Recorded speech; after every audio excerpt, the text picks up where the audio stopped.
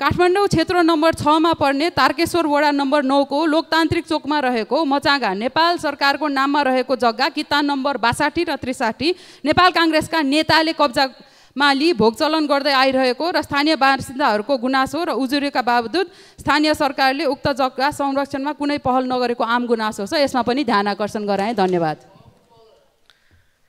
के नियम आपत्ति हो मान्यज्यू?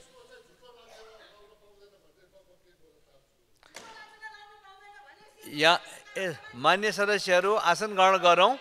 यहाँ तल मान्य सदस्यहरू यताबाट समय लिएर आफ्ना कुराहरू राखौँ।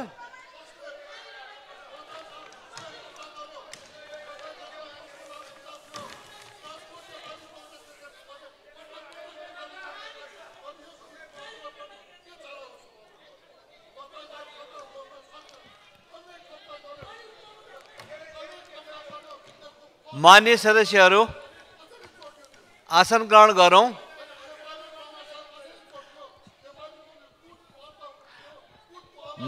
मान्य सदस्यहरू म यहाँहरूलाई आसन ग्रहण गर्नको लागि अनुरोध गर्छु। मान्य सदस्यहरूले आफ्नो समयमा आफूले राखेका कुराहरू प्रमाणित हुने गरी जिम्मेदारीपूर्ण ढङ्गबाट राष्ट्रको सामु सार्वजनिक ढङ्गबाट राखिरहनु भएको हामीले बुझेका हुन्छौँ र बुझ्नुपर्छ। त्यसरी राखिरहेको कुरा चाहिँ यो लान्छना हो, झुटो हो। यसरी के भन्छ कि यस्ता नचाहिँदा झुटा कुराहरू यहाँ राखेर भ्रम सृजना गर्न पाइँदैन भन्ने कुरा मान्यजीहरूले तलबाट मैले समय नदिँदाखेरि पनि राख्नुभएको कुराहरू यहाँ सुनिरहेको छ। त्यसैले यहाँ वाद विवाद गरेर यो विषयमा जाने होइन, यो कुराको लागि प्रक्रियासँग ढङ्गबाट कसरी लाने भन्ने कुराहरू गर्नुपर्छ। त्यस कारणले गर्दाखेरि सबै बोल्नुहुने मान्य सदस्यहरूले आफूले उत्तरदायी र जिम्मेदारी हुने प्रमाणित गर्ने गरी बोल्नुपर्छ र बोल्नुहुन्छ भन्ने हाम्रो बुझाइ छ। त्यसैले गर्दा यहाँहरूले राख्नुभएका कुराहरूमा अहिले आसन ग्रहण गर्ने र समय अनुसार समय लिएर मान्यहरूले मौका पाउँदाखेरि बोल्ने कामहरू गरौँ। त्यसैले म मान्यजीहरूलाई आसन ग्रहणको लागि अनुरोध गर्छु।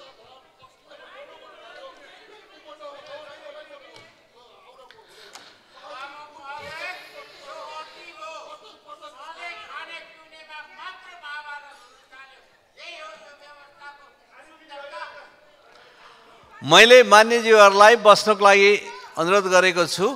मान्यजीहरू आसन ग्रहण गरेर आफ्नो समयमा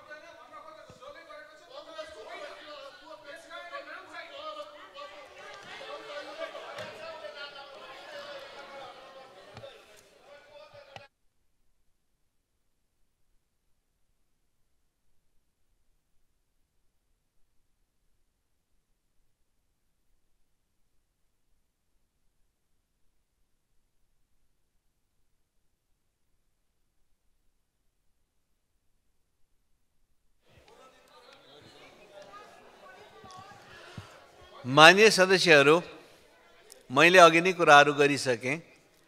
मान्य सदस्यहरूले राखेका कुराहरू सार्वजनिक ढङ्गबाट संसदको अगाडि आफ्नो समयमा राखिसकेपछि उहाँहरूले तथ्य प्रमाण र सत्यको आधारमा कुराहरू राख्नुपर्छ र राख्नुभएको छ भन्ने कुराहरू हो। जहाँसम्म अहिले यहाँ शून्य समयमा बोल्ने मान्य सदस्यहरूले नेपाली काङ्ग्रेसका नेताले जमिन प्रयोग गरे भनेर भन्नुभएको छ। उहाँहरूसँग तथ्य होला, सत्य होला, घटना होला भन्ने एउटा कुराहरू हो। यो त बेठी कुरा हो, बिना प्रमाण यस्तो बोल्न पाइँदैन भनेर समय नपाउँदाखेरि पनि माइक नदिँदाखेरि पनि मान्यज्यूहरूले तलबाट प्रतिवाद गरिरहनु भएको छ। यसको बारेमा कसरी बोल्ने मान्यजीहरूको या रेकर्डबाट हटाउने नहटाउने के गर्ने भन्ने कुरा अहिले तुरुन्तै यहाँ निष्कर्ष गरिन्न। जे पनि लान्छना लाउने हटाउने भनेपछि हटाइदिने भएपछि त्यो लान्छना सकिन्छ? मेरो विचारमा त्यस्तो सकिँदैन। त्यसैले अनि लान्छना हो कि होइन भन्ने कुरा यहाँ एकैछिनमा बोलेर यहाँबाट जवाफ दिएर वा त्यहाँबाट पक्ष विपक्ष भएर बोलेर टुङ्गिन्छ, त्यसरी पनि टुङ्गिँदैन। त्यसले गर्दाखेरि अहिले म यहाँहरूलाई के भन्दछु भने मान्य सदस्यहरूले उठाउनु भएको कुराहरूमा तपाईँहरूले समय नपाउँदा माइक नपाउँदाखेरि पनि यसरी एउटा राजनीतिक पार्टी भनेर अमूर्त भनेर पार्टीको बदनाम गर्नु भएन। व्यक्ति हो भनेको व्यक्ति हो, किटान हुनु पर्यो, यस्तो लान्छना लाउनु भएन भनेर तपाईँहरूले भन्नुभएको कुराहरू सुन्नमा आएको छ। त्यसले गर्दाखेरि यस्ता कुराहरूप्रति जिम्मेदारी साथ अगाडि बढौँ। अहिलेलाई मान्यजीहरू आसन ग्रहण गर्नुहोस् र शून्य समयको कारबाहीलाई अगाडि बढाउन सहयोग गर्नुहोस्।